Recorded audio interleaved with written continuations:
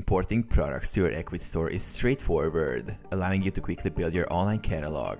Here's how to do it. Log into your Ecwid account. Visit Ecwid and sign in with your credentials. Navigate to the product section. From the dashboard, click on Catalog Products. Use the Import feature. Click on the Import button. This option is usually located near the top right corner of the product list. Choose Import Method. You can import products via a CSV file or using integration with other platforms.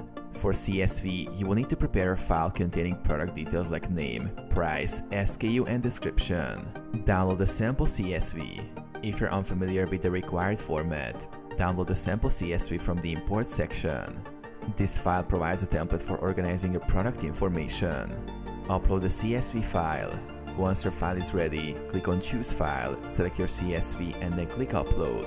Review imported products. After the upload, review your products in the catalog section to ensure all details are correct.